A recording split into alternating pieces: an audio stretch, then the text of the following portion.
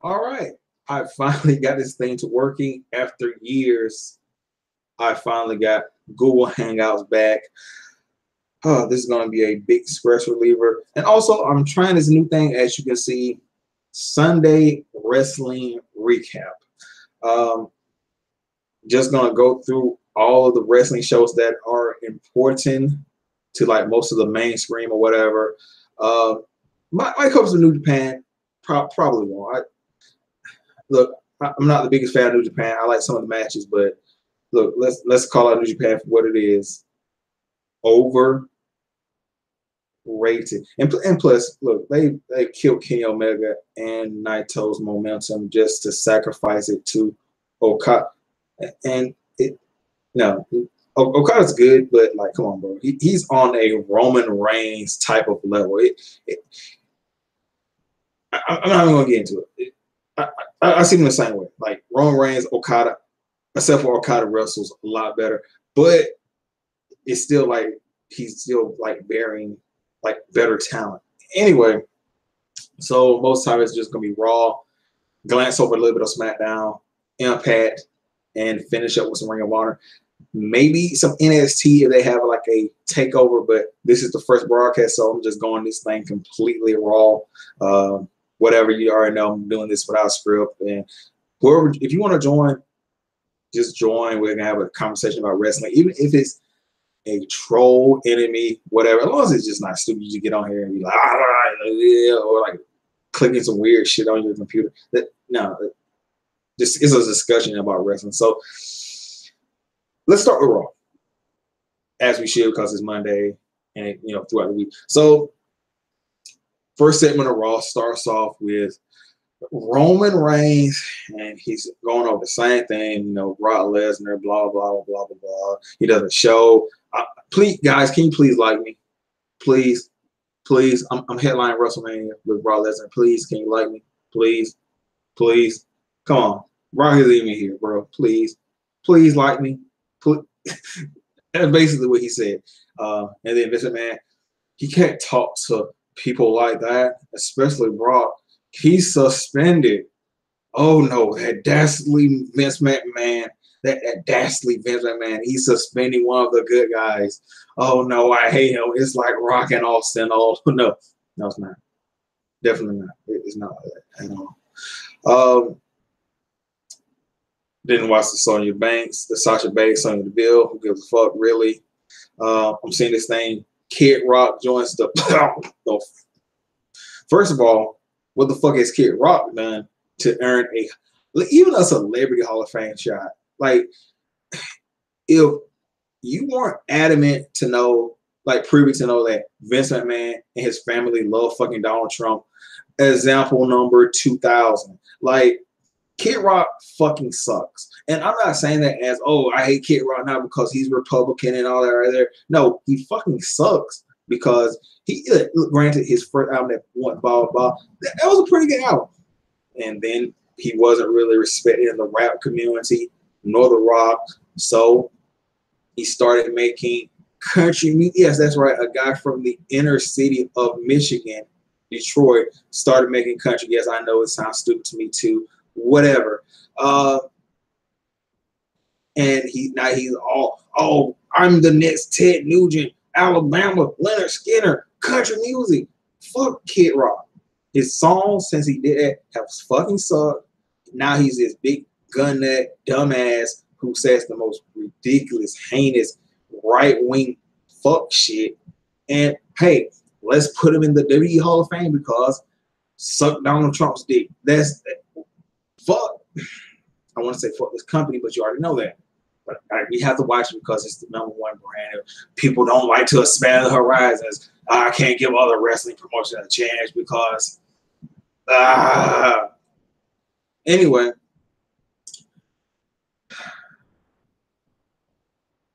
Miz TV, Miz and Seth attack. Miz, Seth and Finn attack the Miz, and they're set up for the 3-way. Okay. I mean, it's not like the Miz has been, you know, bringing back prestige to the Intercontinental title. He's not been doing that. I mean, let's just reward him with a shitty triple threat match and give fucking Finn Balor a match he doesn't fucking deserve. Maybe you can make a case for yourself. Maybe. But Finn Balor, like, here's what they did with Finn Balor. This is how you know they don't really give a fuck. They started this thing with the Balor Club, but now the Balor Club's together. He has the Good Brothers. They're hardly ever seen. Even with Finn Balor, they still coming out there saying music. And you're rewarding possibly this man with an intercontinental title. Why? Why is he in this match? First of all. Second of all, like, I forgot to bring this up, but at an Elimination Chamber, this guy didn't even come out his demon paint, like the thing that got him over in the beginning in WWE. Like, okay, you bring out the demon paint for like extreme conditions and like hostile environments or like big feuds. You don't think the demon paint was essential for one of the most barbaric and chaotic matches of all time in the WWE? Like, so when is the demon paint gonna come back? WrestleMania for the Intercontinental title in a three-way? That's more important than the Elimination Chamber to win the chance to face Brock at WrestleMania. Anyway, then you have Braun Strowman talking about people gonna get these hands. And look, I like Braun Strowman. I really do.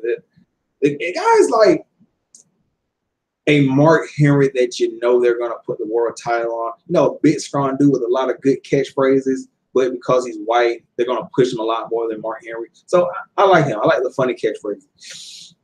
You have the John Cena shit where he calls out Undertaker. Look, beforehand he was making all these funny jokes and stuff. Look, John Cena. Yes, I hated him being pushed down our throats, but I have to give it to him. John Cena, he's a decent wrestler, and man, can that guy work a mic? That guy is hilarious. He can go from hilarious to serious. The guy just has it on the mic, and he calls out Undertaker talking about, "You're not old. You're posting up Instagram pictures of you working out."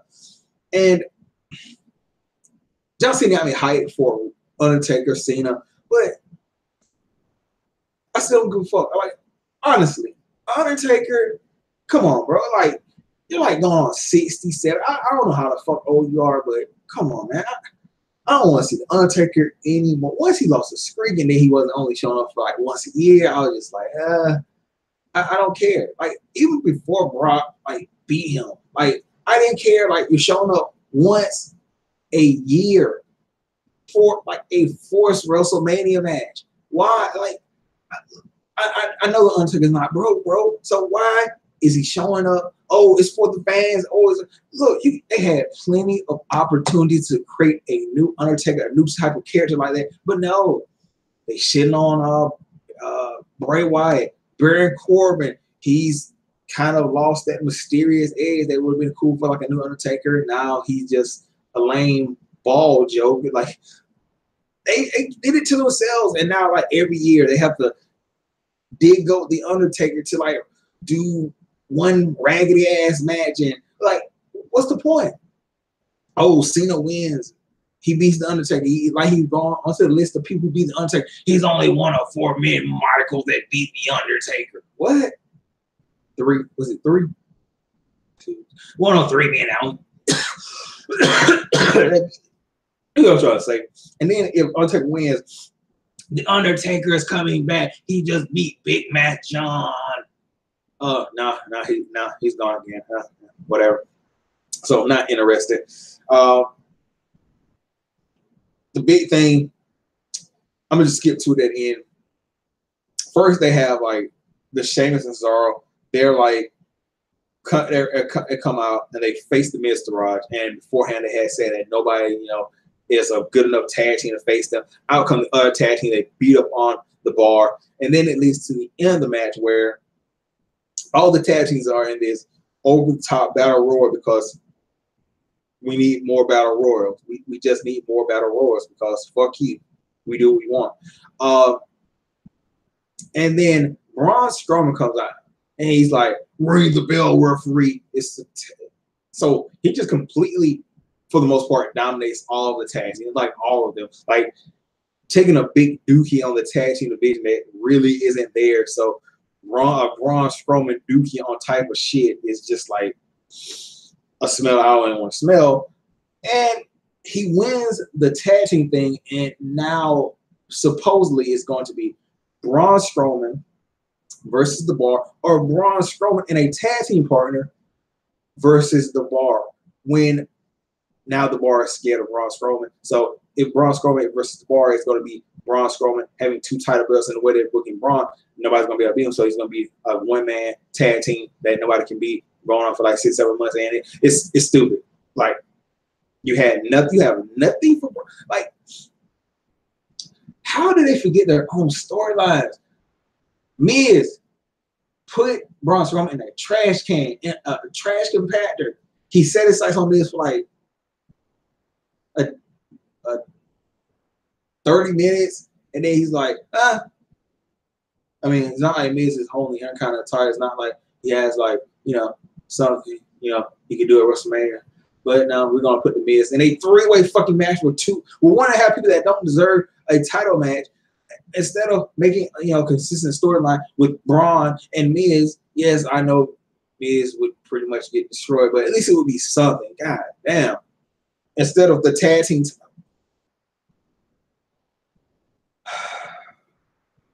Oh yeah, next week they're gonna do Ultimate Deletion. Yeah, let's not save that for WrestleMania. Let's not save something exciting. Let's just do what Impact did with better cameras and whatever. You guys wanted this shit. Fuck.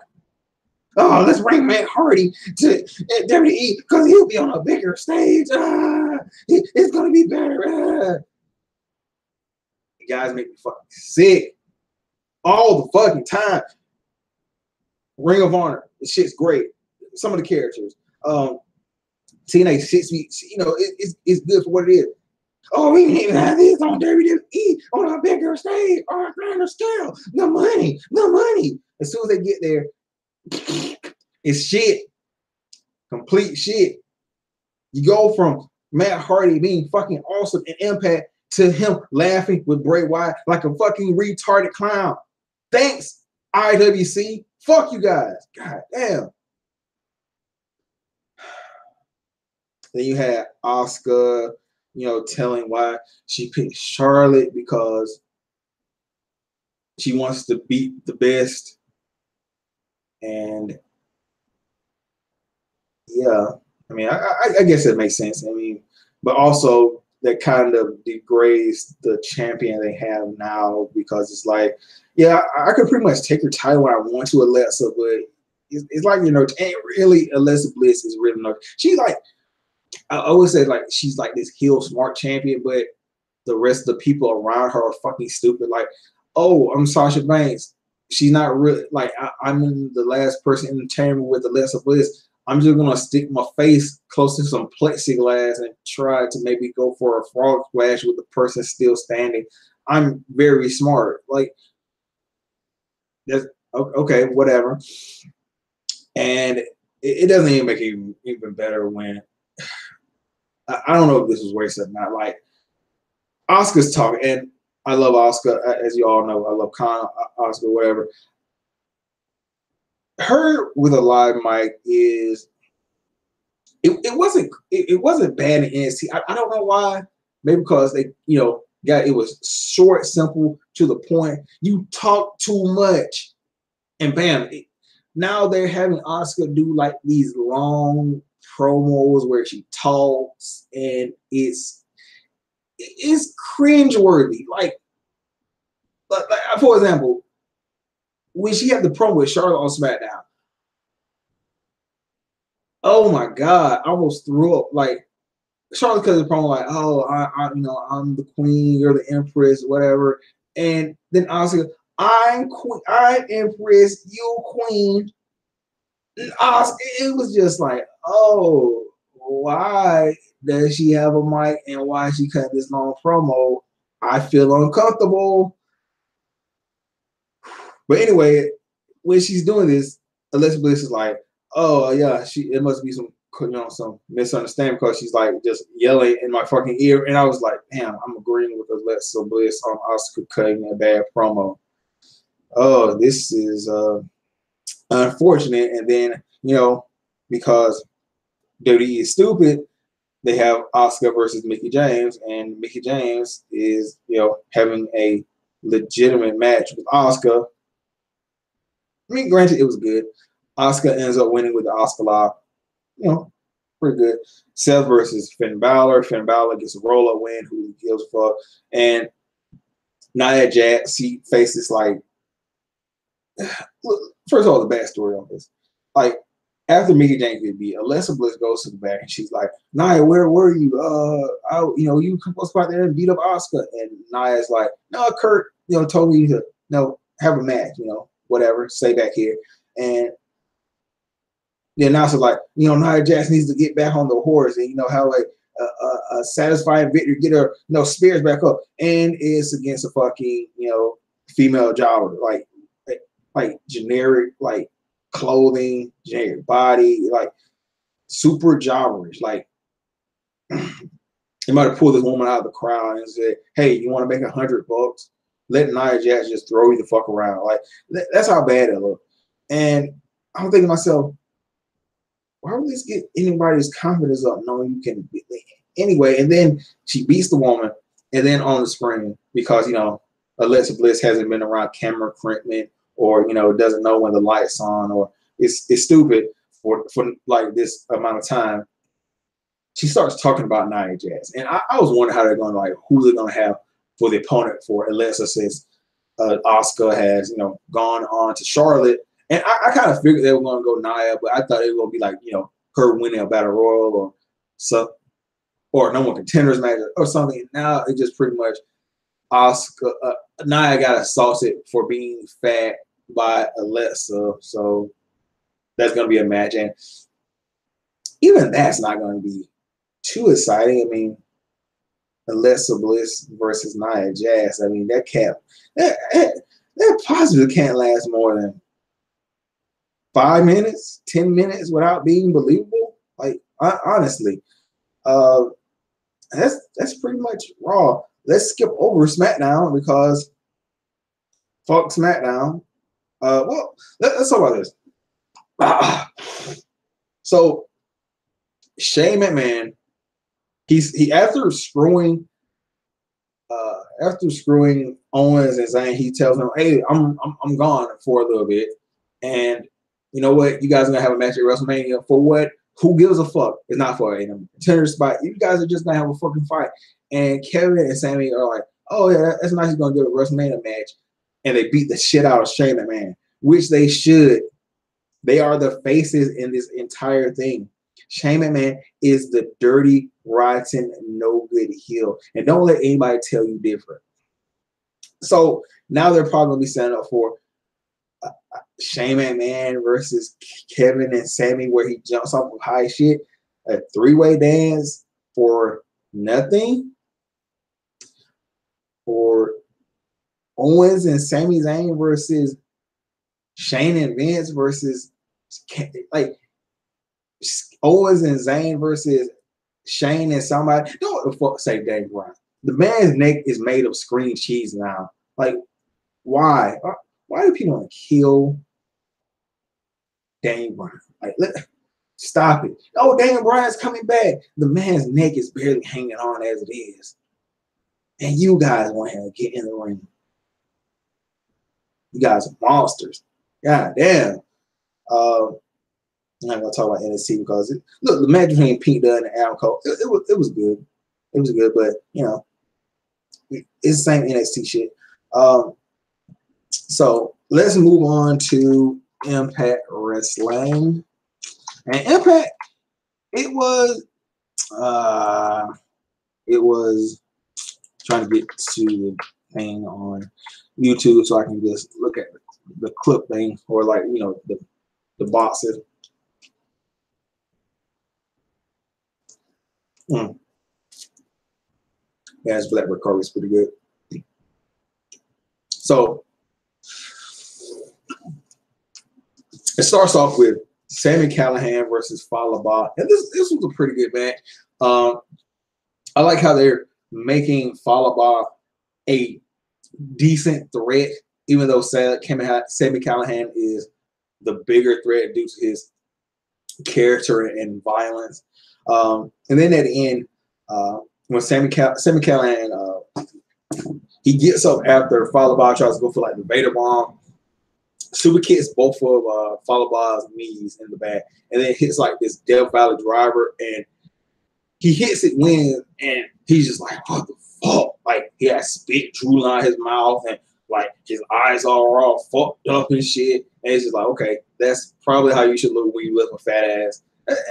Hold on, I don't want to assault Falaba like that. A large guy like that up and hit him with a Death Valley driver, you probably should be out of breath and looking all fucking crazy. So the psychological was there.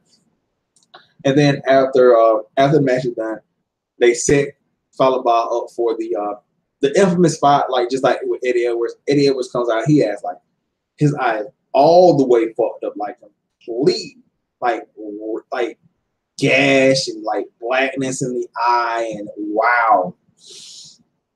So this is one critique I'm gonna say about this. This whole Sami Callihan, Eddie Edwards thing, they are misusing it because, first of all, with the way things are taped, I wouldn't have had Eddie Edwards come back until maybe like after the next pay, like the real pay-per-view, and I would have had Sami Callihan win the world title. It's just how it is. Now, especially with Sami Callihan losing sometimes, now I don't know how this is going to impact it. They got the Impact versus Lucha at WrestleMania weekend. So it's going to be Jeremiah Crane versus Eddie Edwards for an I Quit match, when you probably should have saved Eddie Edwards for, I don't know, Eddie Edwards versus Sami Callihan for the world title. Granted, it's another character, but still, that's how people are going to look at it. You could have waited for these two to really, touch each other until it's like really important, and it would have, made it more emotional that, hey, Sami Callihan took away Eddie Edwards' career for this long. We haven't seen him in this amount of time. Now he wants the world title. He wants revenge. Now it's just like, oh, Sami Callihan's alter ego is going to face, Eddie Edwards in an I Quit match. Oh, okay. Let's see. Rosemary versus Ty. Look, if Rosemary keeps surprising me with those fucking tits in the camera when they like have like Rosemary's up next, and it's just like the fucking huge ass tits in the camera, like while she's crawling. Oh my God, Rosemary. Rosemary versus Ty Valkyrie. This was, thinking about Rosemary's big ass titties, or maybe I'm sorry, whatever. This was, it was all right. It ends with a double count out. In the end, Ty Valkyrie hits the Road to Valhalla again on Rosemary on the outside. So this thing is far from done. You have the El Patron shit where also there's, sorry, oh goddamn, it's getting interviewed, and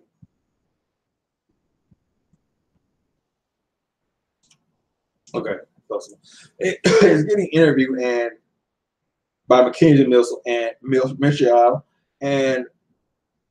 El Patron walks in. He's like, I want to talk to you, whatever. And I thought they were going to go into like the traditional, oh, I'm El Patron, going to talk and sucker punch, and I'm the champion. But no, this was fucking good psychological. It showed how much of a good heel El Patron can be when he's written correctly. So he comes in, he's like, hey, I got a present. You're the new champion, not like that paper champion, Eli Drake. And he gives him like this wine. He's like, here's some red wine. He's like, okay. And here's some meat. from my family cooked this, and it's really important.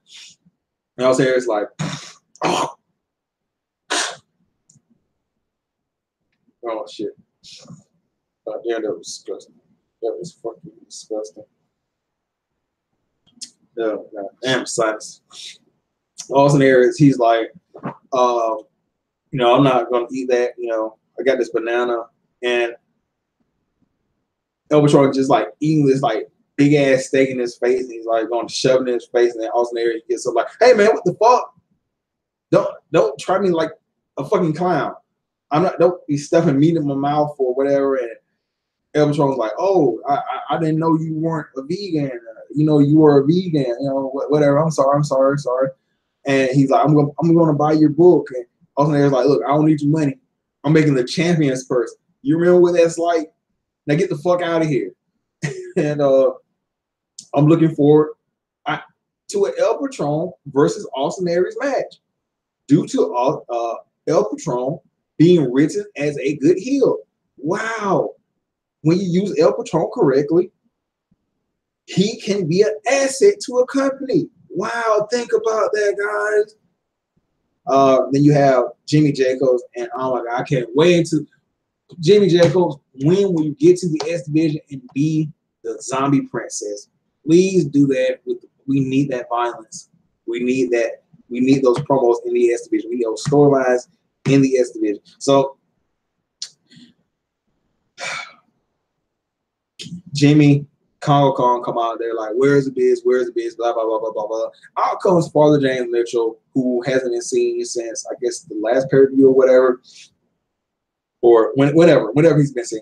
And he's like, hey, I did things to Abyss when he was younger, and, it split his personality into just apart, and I lost control. But thanks to you, all the stuff you've done, attacking Grandma Jenny, attacking the office, Chandler. And oh my God, please tell me they did not use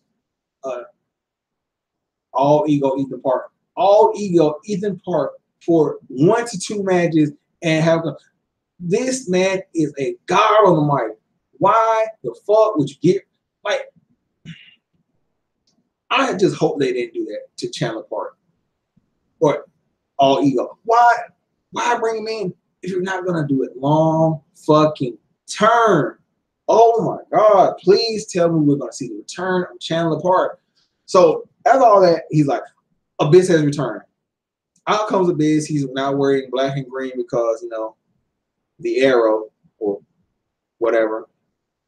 He attacks Kong Kong, and Jamie says, you guys are going to have a Monsters Ball. And I'm indifferent on the Monsters Ball at this point because, for one, it's just like, okay, Jimmy Jacobs, they were doing a slow build to get Abyss back. And Father James Mitchell just took that slow build and stabbed in the arm with a needle full of meth. Like, slow build, Monsters Ball. Like, you can't have a regular match first and then like save the Monsters Ball for, I don't know, a pay-per-view. Like, you're just immediately going to the Monsters Ball. Why? You already on the slow build. People are interested, and you just like automatically go there. I don't understand it, but I will be watching it.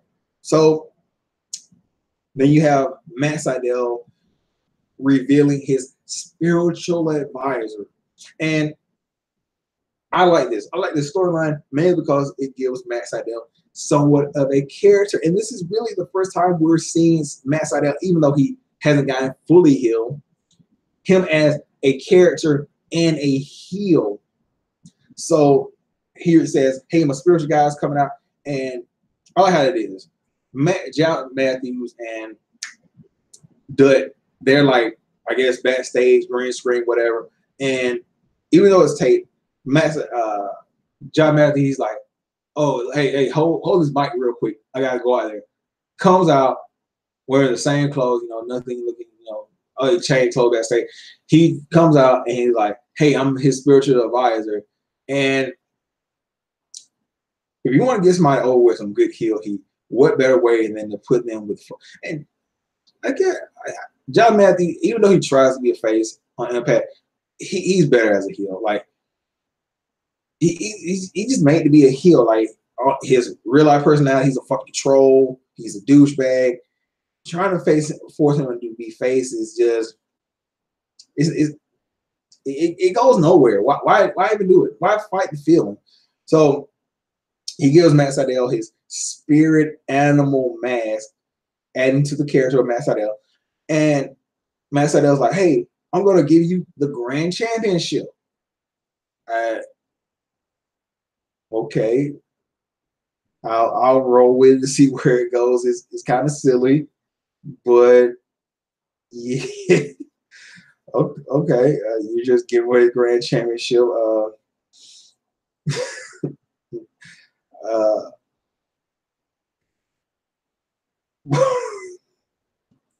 You just gave the grand championship away for a fucking mask. What the fuck am I watching here, bro? Then you have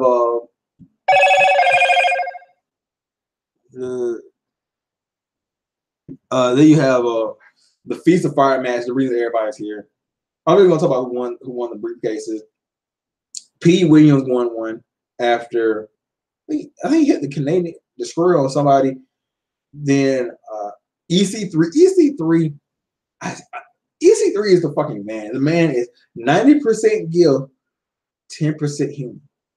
So Tyra's trying to go for a briefcase. He low blows him, steps on top of him, grabs the briefcase, and he's like, yeah, I got a briefcase.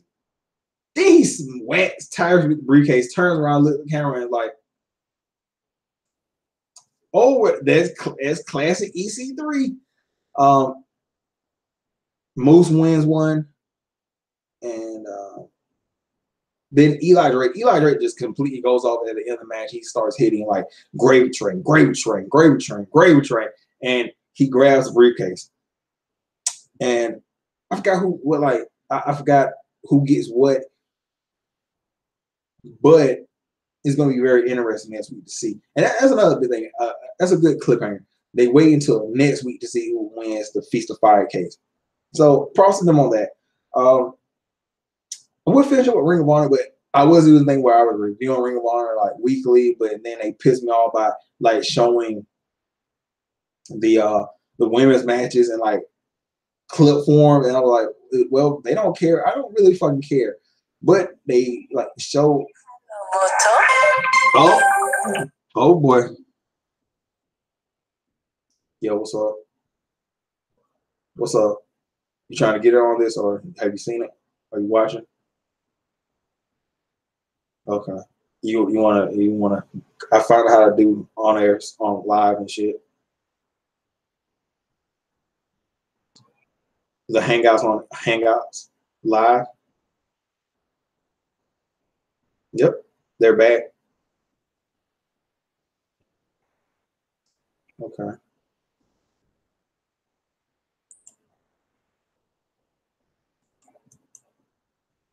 Okay, I'm sending it to you right. Let's see right here.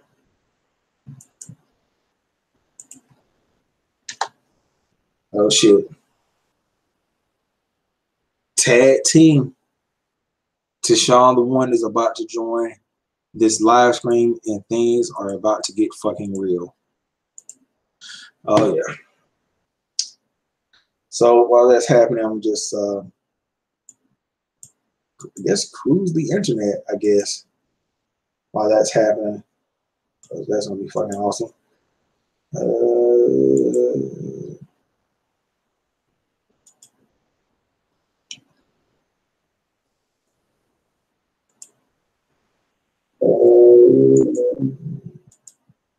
Well,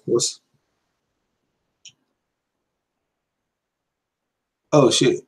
I didn't want to be looking at the chat. But yeah, T-Shawn the One's about to join. What's up, TJ Rules? I can see the Monsters Ball going the route that Rosemary's match went this week and not having a complete finish. Yeah, okay, yeah, I can see that happening too. But it's like, if you're gonna do that shit, do that in a regular match. Like the Monsters Ball, that should be like the fucking mustache that I control. That should be the end of everything. Like, don't and plus most of all, it doesn't have like an end, so it just goes whatever. So it can't be like a disqualification finish or like a non whatever.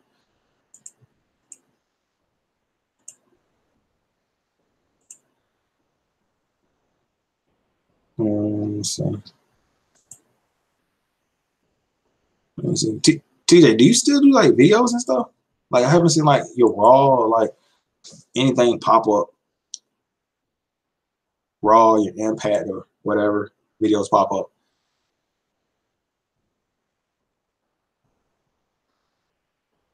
Let me see.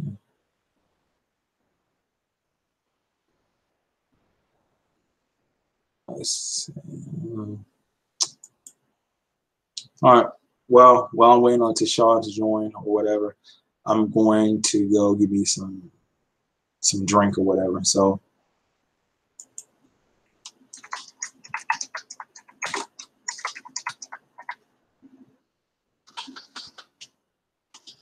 I'll just keep it like this.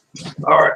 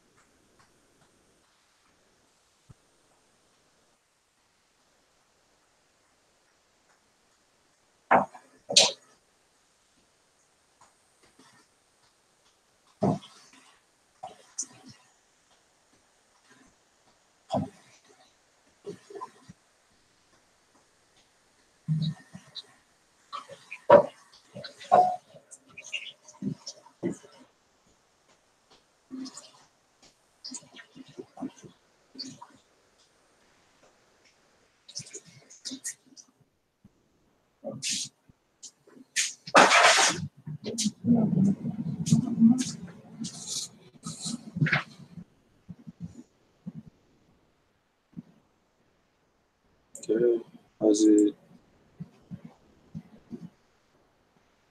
Huh.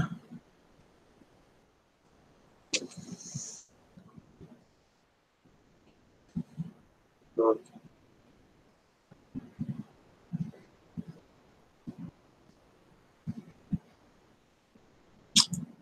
trying to think of something. Well, I don't know how I miss. I don't know how much I have missed from. But I said, yeah, it has TR. The Feast of Fire, like to me, the highlight of the Feast of Fire, as always, EC3 doing something funny in the camera. And when Deshaun gets back on, we're going to go back over that shit and basically what I just did or whatever. But the standout of the whole entire thing was the El Patron and Austin Aries shit where he's like trying to force the meat into his face. I really thought that they were going to go with a typical shit where oh, he's gonna sucker punch Austin Aries and call him a patron or you know, a dog or whatever. But it was a slow build. It was slow and psychological. It was good. That wow, I haven't been that impressed by El Patron or Alberto Del Rio since I don't know when. Like really. And then I kind of like how they rebuild. They're trying to rebuild Eli Drake. You know, they had him do all that amazing shit at the end of the Feast of Fire with all those fucking gravy trains or whatever. But I do know he's not getting the world title briefcase. I forgot who gets it. I know who's getting fired, but I know it's not Eli Drake. So, you know, I guess it's something. And then, let's see.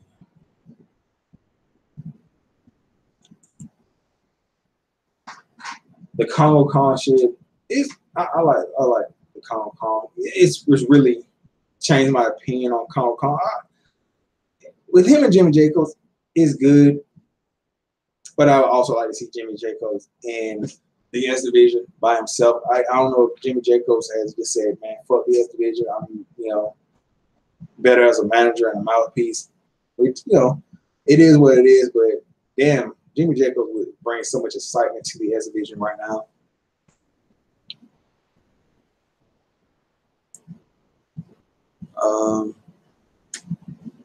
See, I'm getting to Sean might be setting up and shit.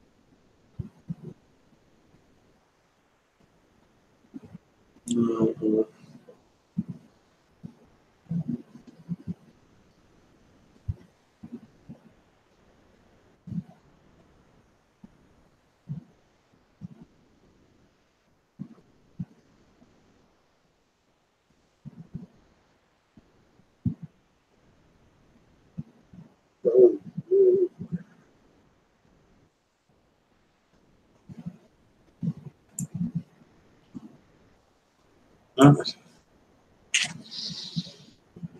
trying to think of some more wrestling, but I don't really follow the independent scene. I don't really follow New Japan besides the Gills. Is it really gonna be? Is it what's the New Japan Cup? It's like you win the cup, you can challenge for any belt you want, and it's Tanahashi versus Juice Robertson, which is like damn. Juice Robertson went from the WWE like a laughing stock to like pretty well respected, which you got to give him props on. Now he's facing like the ex-ace of the company for a title shot. That's pretty damn impressive. And let's be honest here. From the way I've been seeing from the Gibson, whatever, they're setting up for Naito versus Suzuki. Don't know the tag team situation right now, but the world title and probably setting up for Juice versus Okada. And oh my God, please tell me they aren't going to do fucking Okada versus Tanahashi again for the time. Oh my God, please tell me they're not doing shit. And even if Juice, like, I don't know if he won or not, but let's say it is Juice versus Okada. It's just like another person to face Okada. Like, it's not gonna be something like where, hey, out of nowhere, Juice wins the world title. Oh my God, this is a shot of excitement to New Japan. No, it's Okada. It's gonna be a good match, but Yeah, you already know the results. Like, I, I'm just not impressed with New Japan anymore. Like, I don't see how people hype this shit up. Like, really?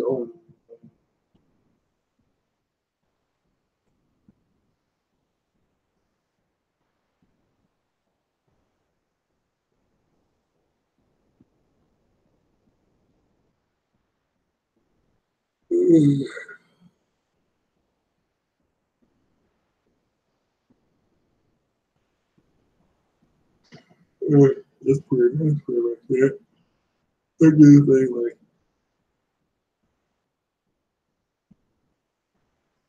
let's see.